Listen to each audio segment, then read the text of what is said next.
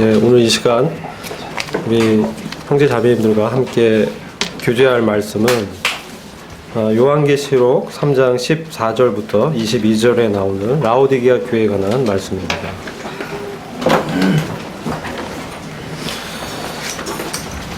저희가 한 10시간 넘어서 요한계시록 2장부터 3장까지 7교회를 살펴보고 있습니다. 저희가 이제 드디어 7번째 교회에 이르렀습니다.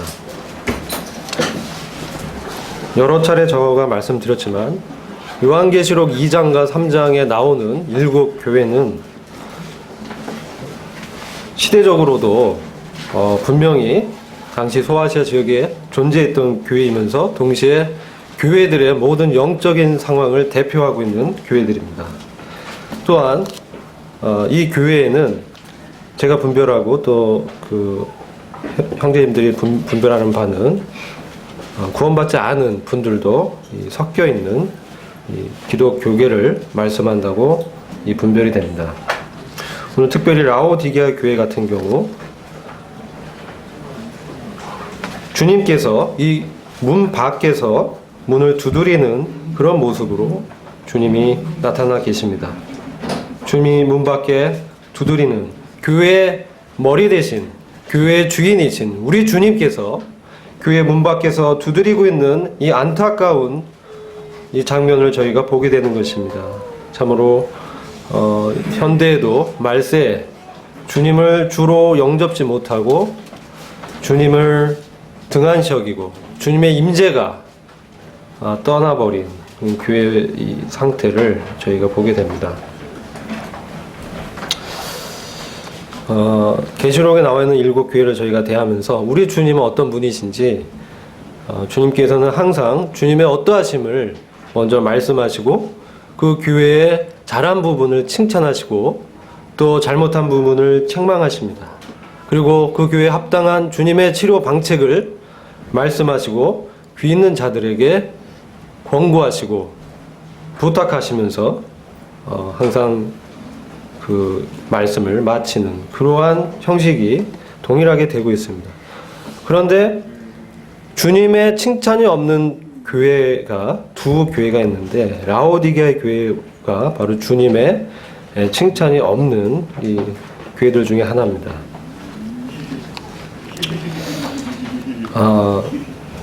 왜 이렇게 주님께서는 교회들에 대해서 책망하고 계신가, 판단을 내리고 계신가, 이런 부분을 한번 저희가 이해하고 말씀을 나눌 때 더 의미가 있다고 생각합니다. 우리 주님은 계시록 1장에서도 제가 말씀드렸지만 지금 하늘의 대제사장이신 우리 주님께서 히브리서 10장 21절을 보면 하나님의 집 다스리는 큰 제사장이 계심에 이렇게 말씀하고 계십니다. 그리고 베드로전서 4장 17절에 하나님의 집에서 심판을 시작할 때가 되었나니 만일 우리에게 먼저 하면 하나님의 복음을 순종치 아니하는 자들의 그 마지막이 어떠하며 하나님의 집은 이 교회를 말씀하는데 교회에 대한 심판을 시작할 때가 되었다라고 말씀하고 있는 것입니다.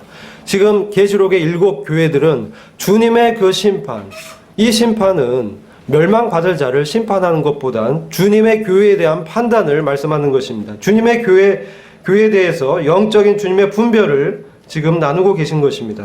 왜 그렇다면 주님께서는 이 교회들에 대해서 지금 이 시대에 이 심판과 분별과 판단을 하고 계신지 우리는 살펴봐야 될 것입니다. 우리 주님께서 교회를 부르실 때 어떠한 자로 부르셨습니까? 주님은 이 교회를 주님의 정결한 신부로 부르신 것입니다. 주님께서는 우리 교회를 하나님의 아들들로 부르신 것입니다. 주님께서는 우리 교회가 주님의 참된 증인으로 이 땅에서 일을 하실 것을 바라시고 이 교회를 부르신 것입니다.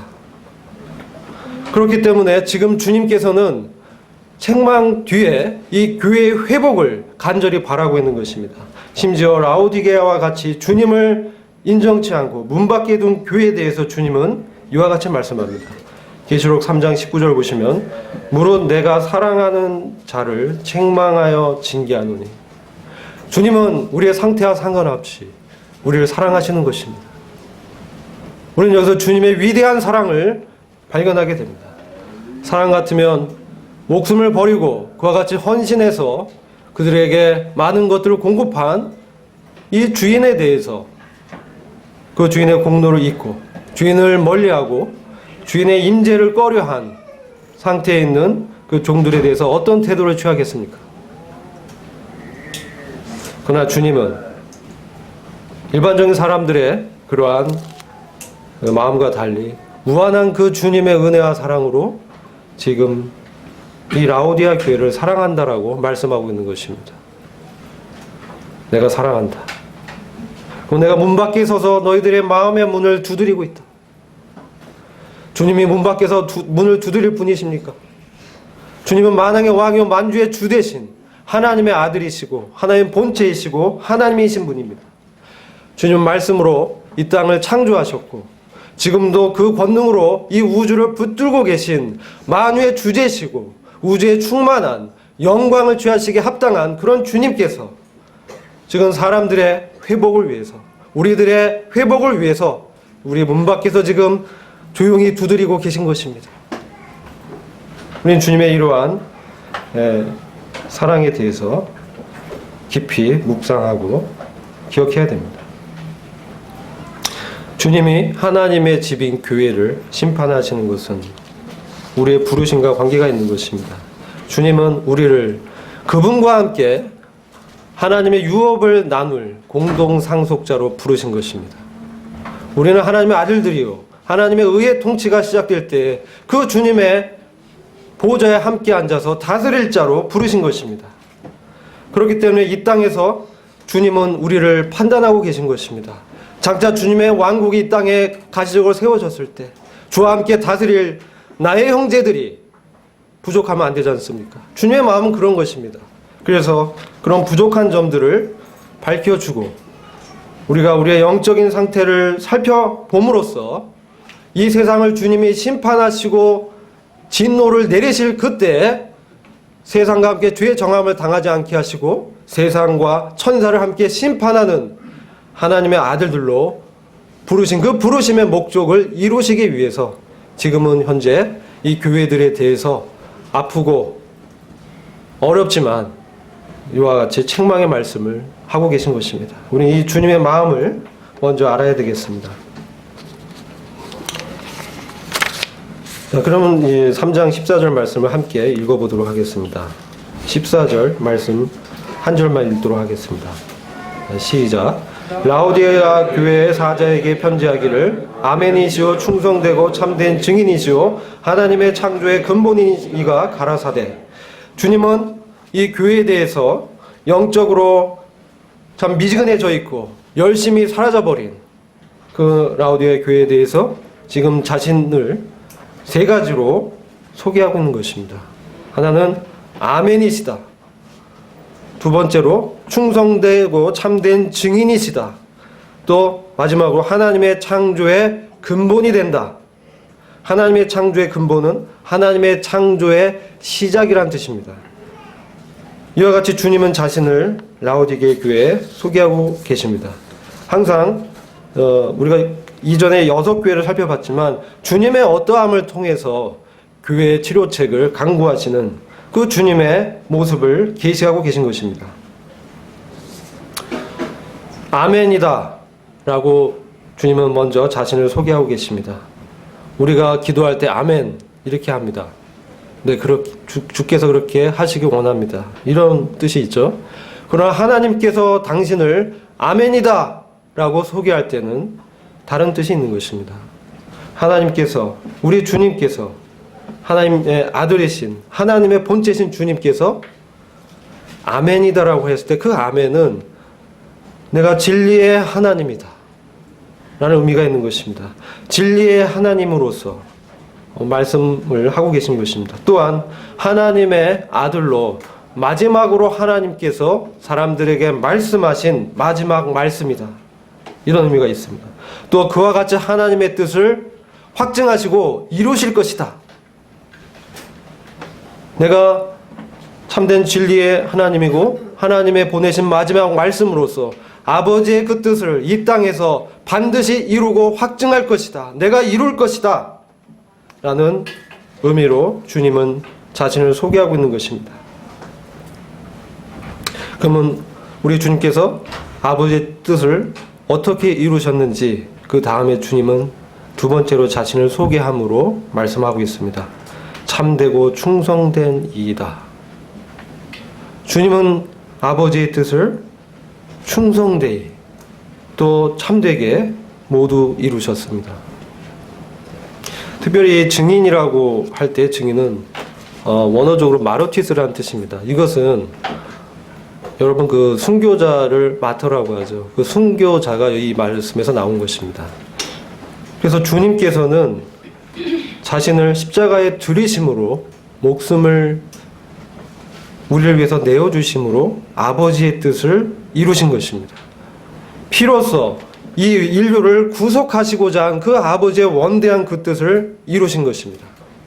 또한 주님은 지금 하나님의 대제사장으로 지금 우리를 위해서 중보하고 계십니다.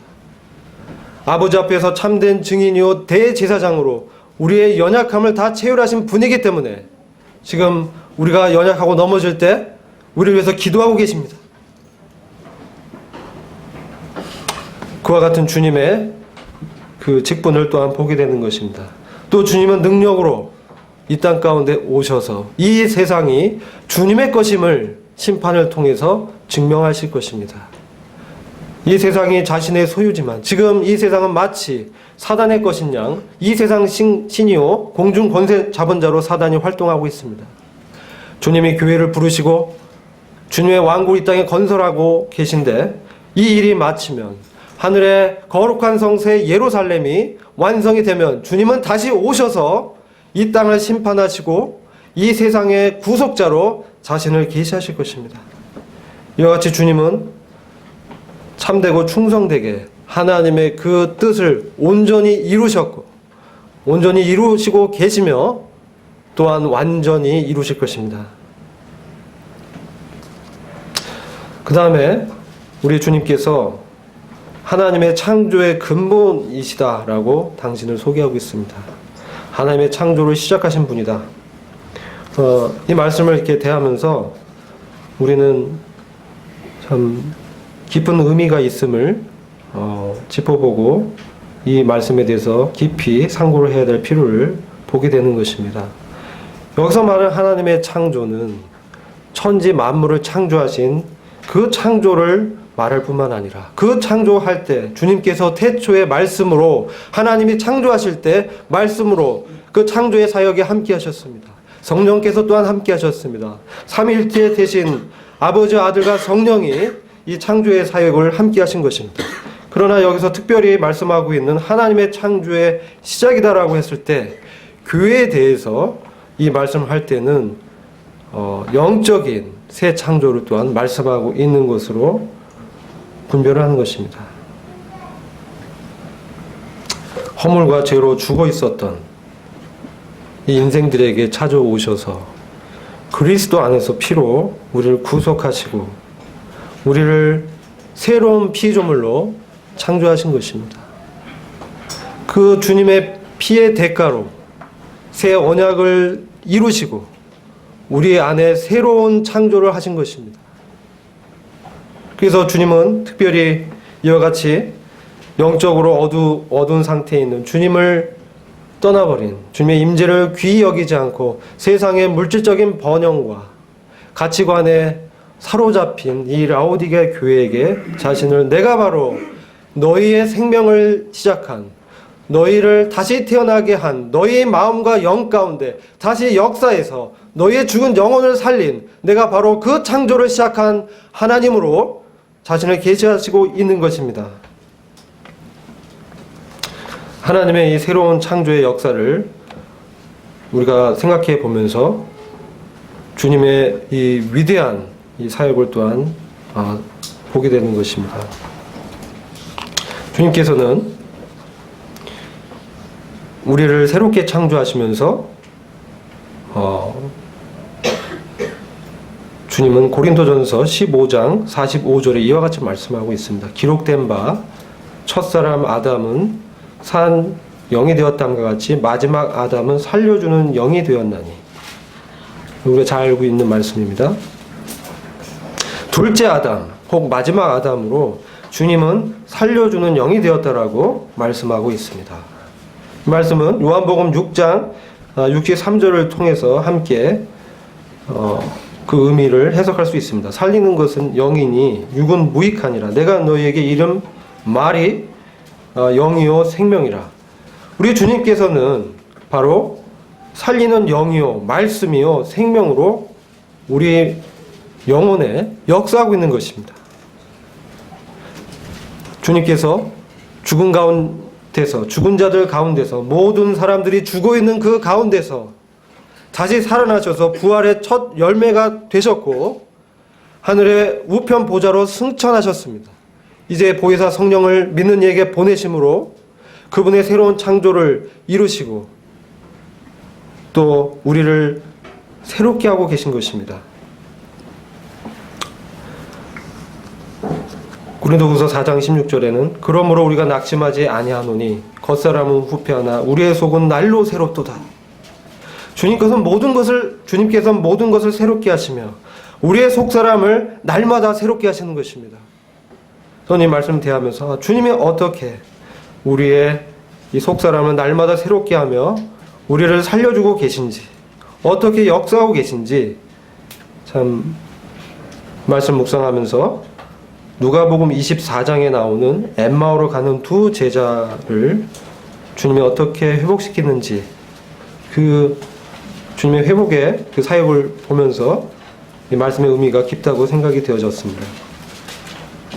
엠마오로 가는 두 제자 이야기는 우리가 너무나 잘 알고 있습니다. 엠마오로 가는 두 제자에게 주님이 자신이 나타나셨는데 그 두 제자는 나타나신 그 주님을 알아보지 못했습니다. 그들이 믿었던 그 선지자요 기적을 행했던 지도자가 이제 십자가에서 처형당했다. 그리고 자기네들의 모든 그 민족의 구원의 소망이 물거품처럼 사라지고 말았다. 매우 낙심한 마음으로 이제 두 제자가 엠마오로 가는 길이었습니다. 다른 제자들은 예루살렘에 숨어 있었습니다. 그 유대인들의 핍박을 피해서 그들은 그와 같이 두려움에 떨고 있었던 것입니다. 근데 엠마오로 가는 두 제자는 그 예루살렘을 떠나서 자기들의 고향으로 가고 있는 그런 여정 가운데 있었는데 주님이 나타나셨습니다. 그리고 너희가 어째 그렇게 낭망되어 있느냐, 낙심되어 있느냐, 너희가 어찌 그런 표정이냐, 이렇게 주님이 그들에게 개인적으로 다가가셔서 물어보셨습니다. 그때 그들은 그와 같이 자신들이 믿었던 예수께서 죽으셨다고, 그래서 자기들은 이제 고향으로 돌아간다고 말하였습니다. 그때 주님께서 참 그들의 믿음의 연약함을 불쌍히 여기시고 모세의 글들과 선지자의 글들을 통해서 예수 그리스도에 관한 말씀을 밝히 풀어서 설명하여 주셨습니다. 그때 그 제자들의 마음이 우리 주님께서 말씀을 통해서 주님이 마땅히 고난을 당하고 또 부활한 건 하나님의 아들이심을 설명했을 때 그들 가운데 주님이 부활하셨다라는 믿음이 생기게 된 것입니다. 아, 주님이 부활하셨구나. 주님이 그런 분이시구나. 그랬을 때 그들의 낭망된 그 마음이 다시 뜨겁게 열정으로 불타오르기 시작한 것입니다. 낚싯된 영혼을, 낭망된 영혼을 주님의 말씀의 능력으로 주님께서 지금 살리시고 있는 것입니다. 그들의 식었던 열정을 주님을 계시하심으로, 주님의 어떠하심을 나타내심으로, 하나님의 권능을, 하나님의 부활을 그들에게 말씀을 통해서 설명해 주심으로 그들이 주님의 원대한 뜻을 알게 되고 주님의 부활하심을 이제 믿게 되었을 때 그들은 그 마음에 뜨거움이 일어나서 우리 주님을 함께 더 유하여 가기를 청하였습니다. 주님은 그냥 더 가고자 하셨습니다. 여기서 저는 주님의 그 인격적인 그 상담을 보게 되는 것입니다. 주님이 그냥 가고자 하고 가버리면 됐는데 그 제자들의 반응을 살펴보신 것입니다. 근데 제자들의 이 주님이 범상치 않은 분임을 이제 알게 된 것입니다. 그래서 함께 묵자고 저희와 함께 계셔 달라고 우리 주님께 청하게 됩니다. 그때 주님이 그들이 주의 말씀에 반응한 것을 이제 아시고 그들과 함께 못 이기는 척 하시면서 이제 식사를 같이 하시는 겁니다. 이제 식사를 하시고 축복하실 때 그들이 그 앞에 계신 그분이 아, 부활하신 주님이시구나 라를 깨닫게 된 것입니다. 놀랍구나. 이 깨닫고 나서 봤는데 그 주님이 없어져 버렸어요. 근데 이 제자는 아쉬워하지 않았습니다. 이 주님께서 살리는 그 생명의 역사로 그들의 마음 가운데 역사하신 것입니다.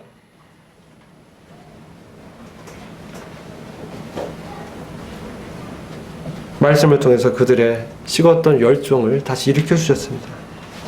그래서 이 제자들이 이 낭망된 마음을 벗어버리고 이제 그들을 핍박한 그 유대인들이 가득 찬 이 예루살렘 성으로 다시 발길을 돌리게 됩니다. 예루살렘에 가면 어떤 일이 있을지를 잘 알고 있습니다. 주님을 십자가에 못 박은 그 유대인들이 살기등등하게 제자들을 잡아서 핍박하는 그것이 뻔한 사실이었습니다. 그러나 부활하신 그 주님을 대면한 이 제자들은 그들의 이 마음을 주님의 부활하신 그 소식을 자기 그 예루살렘에서 두려워 떨고 있는 제자들에게 나누기를 원했다는 것입니다. 그래서 고난과 시련이 기다리고 있는 죽음이 그들을 기다리고 있을 수도 있습니다. 주님을 죽인 그들이 제자들을 못 죽이겠습니까?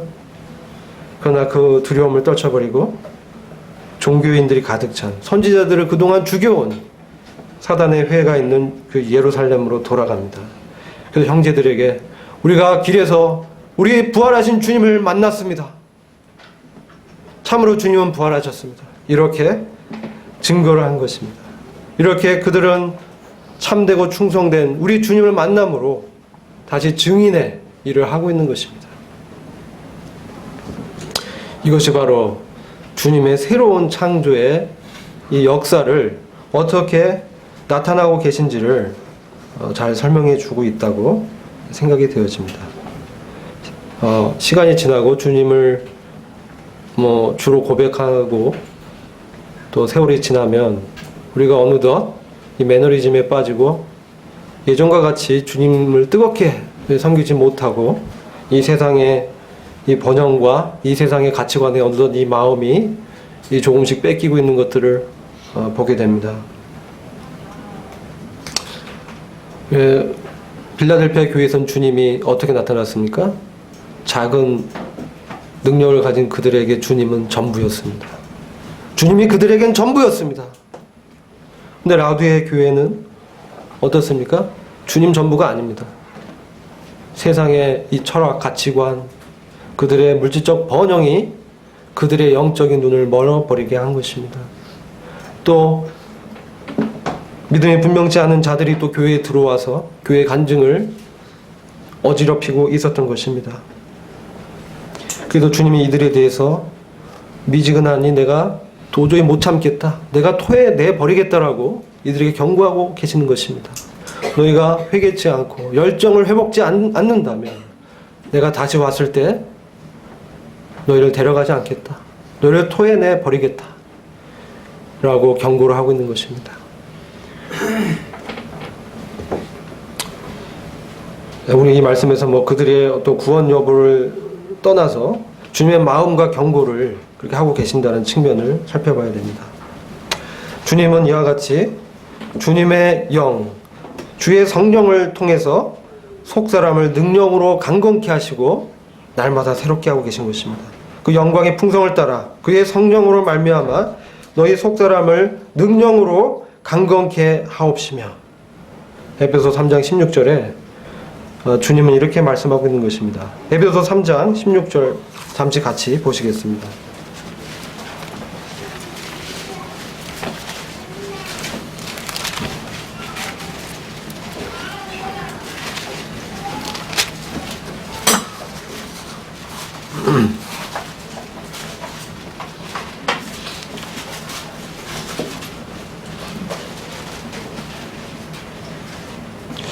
(16절을) 좀 전에 제가 같이 봤는데 17절부터 또 한번 읽어보도록 하겠습니다. 제 성경 번역이 흠정역이라 개역 성경은 약간 번역의 다름을 이해해 주시고 들어주시기 바랍니다. 믿음으로 그리스도가 너희 마음속에 거하게 하시며 너희가 사랑 안에 뿌리를 내리고 털을 따가 모든 성도들과 함께 그 너비와 길이와 깊이와 높이가 얼마인가를 깨달을 수 있게 해주시며 또 지식을 초월한 그리스도의 사랑을 알아 너희가 하나님의 모든 충만으로 가득 차기를 구하노라. 에베소 교회 성도들이 그들의 마음속에 주님이 계셨지만 그들의 인격 중심 가운데 주님이 주인으로 계시진 않았던 것 같습니다. 그래서 사도 바울이 기도하고 있습니다. 성령께서 너희 속사람을 능력으로 강하게 하시고 또 믿음을 분명케 하시고 주님의 믿음으로 그리스도가 너희 마음속에 참된 주인으로 역사하게 달라고 지금 기도하는 것입니다. 라오디아 교회 같이 이와 같이 참 주님의 임재를 떠나버리고 교만해져서 나에겐 부족함이 없고 나는 부하다, 부자다라고 이 자기들에 대해서 평가하고 있는 라오디게아 교인들에게 주님은 이와 같이 경고하고 있는 것입니다. 주님의 당신의 어떠하심을 나타내고 계십니다. 하나님의 창조의 시작이다. 새 역사를 시작하셨다. 새 언약을 통해서 이들을 새롭게 하시고 또 주님이 장차 이 땅에 오셔서 주님의 의로 통치하는 그 왕국을 시작하실 분으로 주님은 당신을 또한 계시하는 것입니다. 의로 통치하는 그 왕국.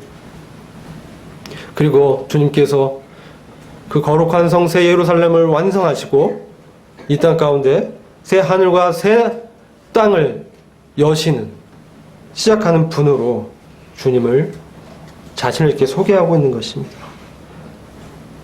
그래서 주님에 대해서 잊혀져 가고 세상의 물질과 또 인본주의와 다원주의 철학이 들어와서 주님을 떠나버린 이 라오디게아 교인들에게 주님이 어떤 분인지를, 주님의 새 언약이 어떤 것인지를, 주님의 창조의 이 섭리가 어떠함을, 그 영광의 위대함이 어떠한 것인 것을 주님을 소개하고 있는 것입니다.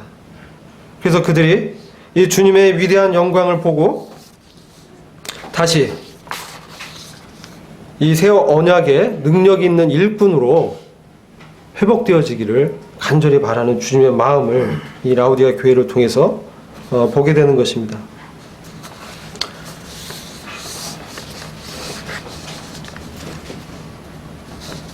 이 라오디게아 교회의 상태를 조금 더 좀 살펴보고자 합니다. 그들은 지금 자기 자신이 부자고 부유하다고 생각하고 있습니다. 그러나 주님의 판단은 어떻습니까? 가난하고 비참하고 눈이 멀었고 헐벗었다라고 판단하고 있는 것입니다. 겉으로 봤을 때 아무 문제가 없어 보입니다. 잘 되어가고 있습니다. 교회 일들도 잘 돌아가고 행사도 괜찮고 교회 재정적인 수입도 좋습니다. 그런데 교회 행정이 어떻습니까? 사람의 생각과 의견으로 되어져 가는 것입니다. 라오디아라는 뜻이 사람들의 의견이란 뜻이에요. 교회 행정이 주님의 말씀으로 되지 않고 사람들의 생각대로 되는 것입니다. 사람들의 판단대로 되는 것입니다. 왜 그렇게 됩니까? 그들이 물질적으로 부유해졌기 때문에 주님 필요하지 않는 거예요. 자기 생각대로 하게 되는 것입니다. 근데 심각한 것은 그들이 그들한 영적인 상태를 모르고 있다는 거예요. 자기들에게서 주님의 임재가 떠났다는 것을 모르고 있다는 것입니다. 지금 주님께서 문 밖에서 두드리고 계십니다. 근데 이들은 모르고 있는 거예요. 저는 이 장면을 보면서 이것은 삼손과 같다라는 생각이 들었습니다. 삼손이 그 힘의 근원인 머리털을 밀리고 이제 데릴라 옆에서 자고 있었습니다. 그 블레셋 그 대적들이 쳐들어왔는데 삼손의 머리털이 잘리고 이미 삼손에게서 하나님의 임재가 떠났습니다. 그런데 삼손은 일어나서 대적들을 마치 전과 같이 그 힘으로 대적을 무찌르겠다고 대적들을 향하여 달려갑니다. 근데 하나님의 임재가 떠난 걸 몰랐다는 거예요. 그래서 어떻게 됩니까? 대적들에게 잡힙니다. 힘의 근원인 하나님의 임재가 떠나니 그에게 힘이 있을 리가 없지 않습니까? 그런데 그는 내가 전과 같이 이들에게 떨치겠다 라고 하면서 일어나서 싸우러 나간 것입니다. 힘이 없으니까 잡히고 두 눈을 뽑히게 됩니다. 그럼 어떻게 됩니까? 그리고 지하 감옥에 갇힙니다. 그리고 지하 감옥에서 소와 같이 맷돌을 돌립니다. 짐승처럼 돌리고 있는 것이죠. 전도서 말씀에 종기에 처하나 깨닫지 못하면 멸망하는 짐승과 같다 라는 말씀이 있습니다. 하나님의 임재와 하나님의 영광과 하나님의 주대심을 버려버린, 그것을 잊어버리고 이방인의 유혹에 넘어간 이 삼손의 영적인 이 공고함이 이 라오디가 교회의 이 영적인 상태와 일치한다는 것입니다. 하나님의 임재가 떠났습니다. 그런데도 그들은 모르고 있고 자기들이 부유하다라고 자랑하고 있는 것입니다. 그들은 영적인 교만 가운데 들어가 있던 것입니다. 주님의 책망은 실로 날카롭습니다. 너희들은 눈이 멀었다. 그리고 지금 이 가난하고 헐벗고 비참한 이 지경은 원어적으로는 감옥에 갇힌 상태를 얘기하고 있는 것입니다. 포로 수용소에 갇혀 있는 상태를 묘사하는 표현들입니다. 그들은 영적인 감옥 가운데 갇혀 있던 것입니다. 그들의 눈이 멀었는데, 뽑혔는데 깨닫지 못하고 있었던 것입니다. 그럼 어떻습니까? 계속 맷돌은 갑니다. 그리고 주님의 임재가 떠난 것을 나중에 이제 깨닫게 되는 것이죠. 삼손이 눈을 뽑히고 나서야 비로소 눈이 없는 상태에서 영광의 주님을 대면하게 되었습니다. 지하 감옥에서 맷돌 돌리다가 나의 힘의 근원이 누구였던가? 내가 아니구나. 주님이구나. 여호와 하나님이셨구나. 여호와 하나님께서 나를 나시린으로 부르시고 이와 같이 함께 은혜로 함께 하셨는데 내가 그와 같이 대적을 무찌르고 사자를 찍어 죽이고 나귀 턱뼈로 수많은 사람들을 죽였던 그 능력의 근원 대신 그것이 나로서 나온 것이 아니라 바로 하나님이셨구나. 그걸 깊이 깨닫게 된 것입니다. 주님과 비로소 사귐의 깊은 가운데 들어가게 된 것입니다. 그때 삼손은 겸손해졌습니다. 그래서 그는 맷돌을 돌리지만 주님께 회개를 하고 때를 기다렸습니다. 머리털이 자랐습니다. 이제 그 다곤 신의 축제에 삼손을 조롱하고자 불러냈을 때 자기를 이끈 소년에게 이 전에 다곤 신전에 기둥이 있는 곳으로 자기를 안내해달라고 합니다. 그 기둥을 사람의 힘으로 무너뜨릴 수 없는 커다란 기둥이었습니다. 그 마지막 주님께 기도합니다. 주님, 단 한 번만 저에게 힘을 주옵소서. 내 눈을 뽑아버린 이들을 저와 함께 죽게 하옵소서. 비로소 주님의 그 위대하심을 철저하게 인식한 그는 그의 능력의 근원이 되신 주님께 그와 같이 기도하는 것입니다. 그리고 그 주님께서 들어주실 것을 믿으면서 기둥을 밀었을 때 그가 생전에 죽인 그 블레셋 대적들보다 훨씬 더 많은 수를 죽이고 그는 순교를 한 것입니다. 그래서 히브리서에서 믿음의 영웅으로 삼손을 당당히 블레셋 대적을 무찌르고 순교한 자로 이름이 기록되어 있는 것입니다. 지금 라오디가 교회는 삼손이 지하 감옥에 갇혀서 그 맷돌을 돌리는 그런 영적인 상태에 있는 것입니다. 언어상으로 똑같습니다. 지하 감옥에 포로 수용소에 갇혀 있는 상태인데 그걸 깨닫지 못하고 있는 것입니다. 어떻게 하면 이들이 깨달을 수 있을까요? 주님은 그들에게 권고하고 있습니다. 사랑으로 그들을 책망하며 부드럽게 문을 두드리고 계십니다. 주님 참으로 실로 인격적인 분이신 것입니다. 똑똑똑. 주님이 힘이 없으십니까? 주님의 호흡으로 집을 무너뜨릴 수 있는 분이십니다. 말씀으로 천지를 지으신 분인데 그분께서 혹여나 이 문이 잘못될까봐 너무 시끄럽지 않게 똑똑똑 녹화하고 있는 것입니다. 주님의 그 마음을 알고 자신의 상태를 깨닫기를 원하는 것입니다.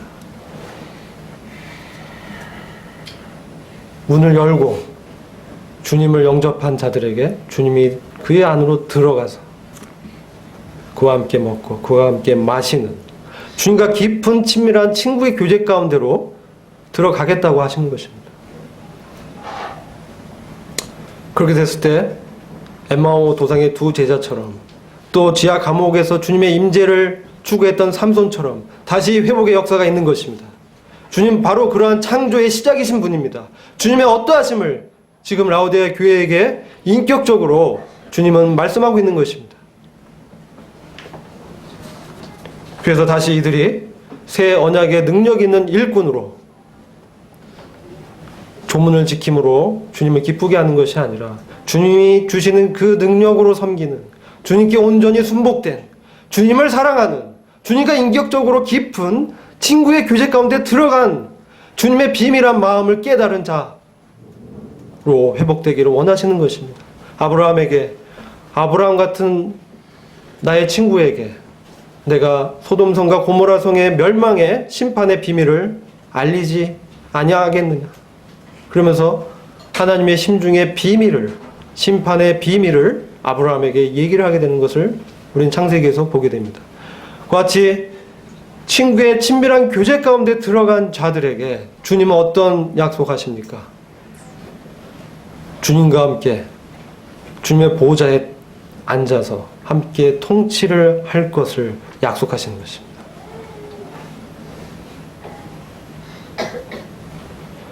그게 바로 이 라오디게 교회의 이 문제를 이기는 방책인 것입니다. 그리고 주님은 더 나아가십니다. 세 가지 이것을 말씀하시면서 이 미지근한 신앙에서 회복돼서 어떻게 새 언약의 능력 있는 일꾼으로 살아갈 것인지 지금 세 가지 방책을 주님은 말씀해 줍니다. 첫 번째 방책이 무엇입니까? 주님에게서 불로 연단한 금을 살 것을 말씀하고 있습니다. 저는 이 말씀에 대해서 구원을 얘기한다라고 보신 분도 있지만 이 성도에게 다시 구원을 얘기한다는 것보다는 시련과 연단 가운데서 주님을 발견하는 것으로 보는 것이 더 합당하다고 생각이 됩니다. 믿음의 시련 가운데, 이 고난 가운데서 그리스도를 발견코자 하고 그리스도 안에서 발견되는 것을 추구했던 사도 바울처럼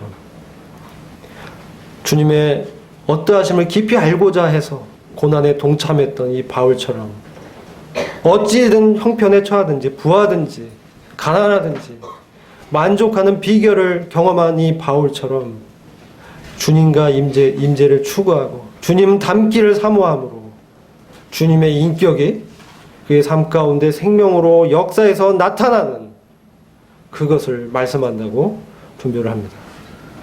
내게서 불로 연단한 금을 사라.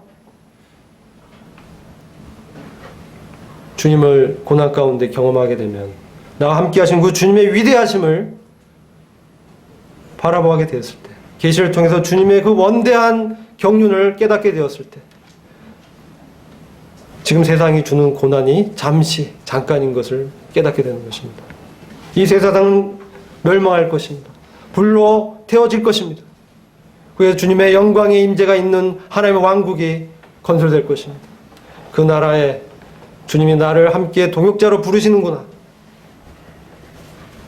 얼마나 놀라운가. 이 하나님과 함께 되는, 하나님과 하나 되는, 주님과 같이 되는 위대하고 전능하신 그 하나님의 속성이 나에게서 나타나는 이것이 얼마나 영광스러운 것입니까?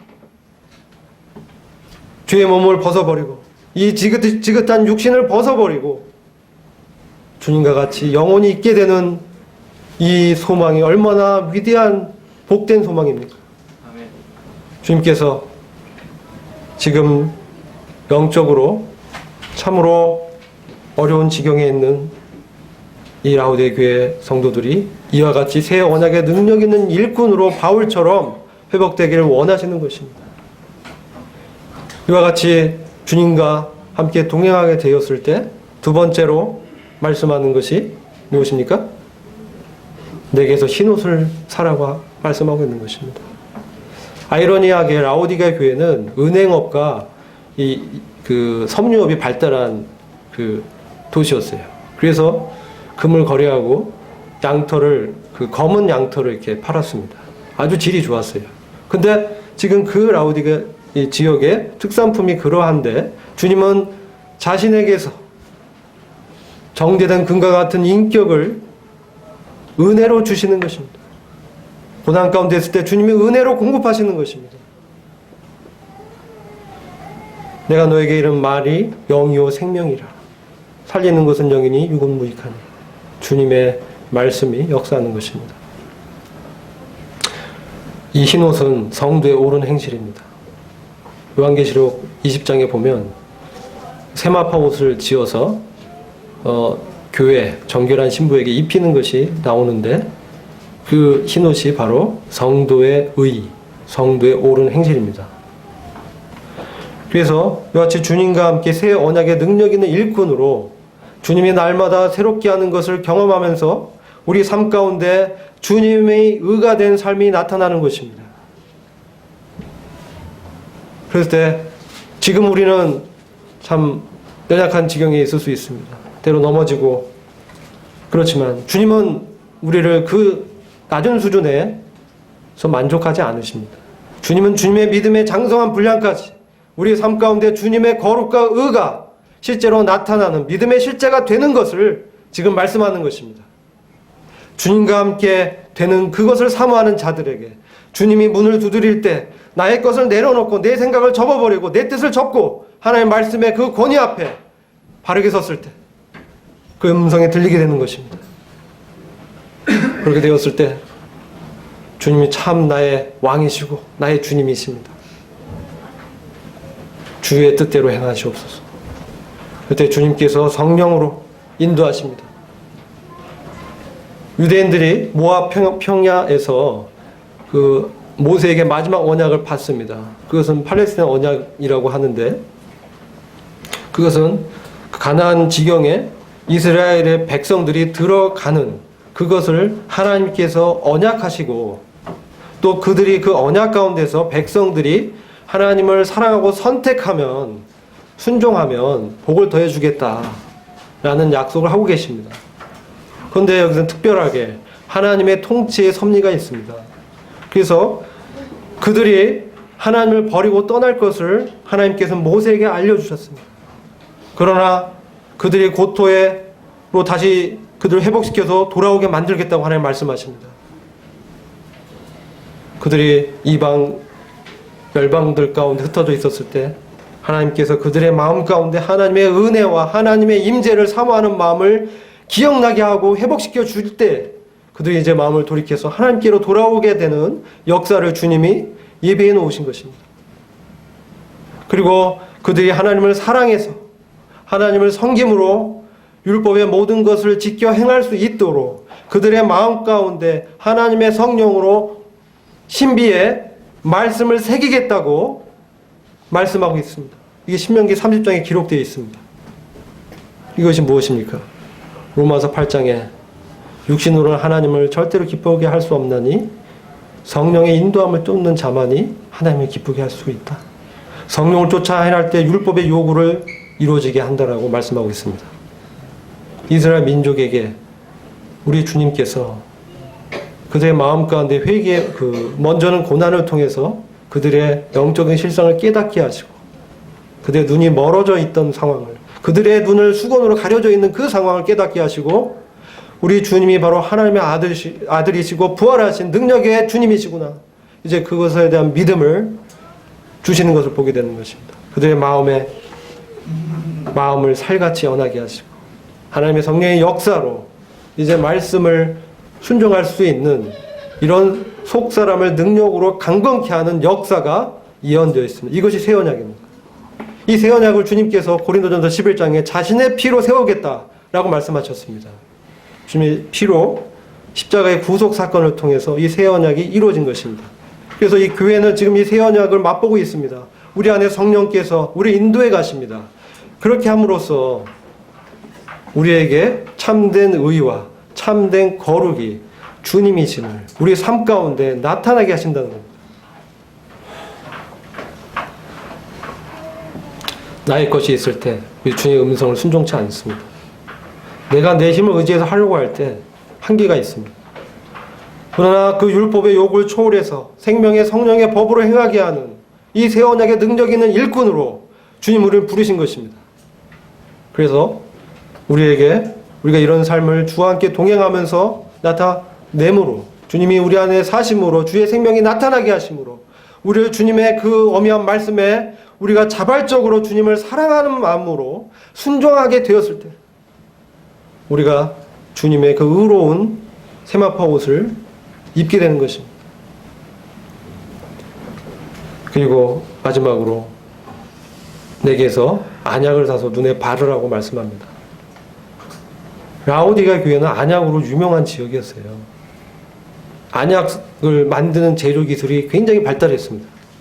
그런데 그들이 아무리 안약을 발라도 그들의 눈은 멀어 있다는 것입니다. 이것은 무엇입니까? 바로 성령의 통찰력입니다. 이 바르다라는 것은 성령의 사역입니다. 성령께서 그들의 영적인 실상을 보게 하시고 우리의 영적인 실태가 어떤지 우리가 주님으로부터 지금 열심을 잃어버리고 이제 나의 생각대로 행하고 세상에 빠져 있을 때 우리의 마음을 다시 새롭게 하기를 원하시는 겁니다. 마음을 새롭게 하여 변화를 받아 하나님의 온전하신 뜻이 무엇인지를 분별하도록 하라고 로마서 12장 2절에서 말씀하고 있지 않습니까? 우리가 성령의 음성에 순종할 때 우리 마음을 드릴 때 성령께서 우리 영적 실상을 보게 하십니다. 우리에게 필요한 것은 많은 것이 아닙니다. 바로 문을 두드리고 계신 주님의 음성입니다. 그 주님의 음성에 우리가 순종하는 것입니다. 그런 자에게 주님이 이 땅에 오셔서 주의 보좌를 세우실 때 영광스러운 그 영광의 승리의 대열에 우리가 함께 서게 하겠다. 그 보좌에 앉혀주겠다라고 말씀합니다. 내가 이기고 아버지 보좌에 앉아있는 것처럼 너희 또한 그렇게 나의 보좌에 앉게 하겠다. 이 땅에 주님의 왕국이 세워질 날이 가까우고 있습니다. 주님 곧 오셔서 우리를 이 세상에서 건져내시고 주님의 영원한 거룩한 성 새 예루살렘으로 들어가게 하실 것입니다. 그래서 이 땅 가운데 우리는 주님과 함께 통치하는 그 영광을 주님과 함께 하게 될 것입니다. 그런 자로 우리를 부르신 것입니다. 우리를 주님의 영광의 찬송이 되게 하시겠다라고 에베소 1장에서 말씀하고 있는 것입니다. 어떻게 우리와 같은 자가 주님의 영광의 찬송이 될 수 있습니까? 어떻게 우리와 같은 자가 주님의 기업이 될 수 있습니까? 우리 안에 바로 역사하는 그 주님의 능력으로 우리가 주님께 순종할 때 우리를 빚어서 바울의 염원처럼 나의 자랑이요 기쁨의 면류관이요 라고 연약한 성도들을 권면했던 그 말씀처럼 주님의 그 심판대에서 함께 서서 그 기쁨과 영광을 나누기를 원하는 것이 바로 주님의 마음임을 바울을 통해서 보게 되는 것입니다.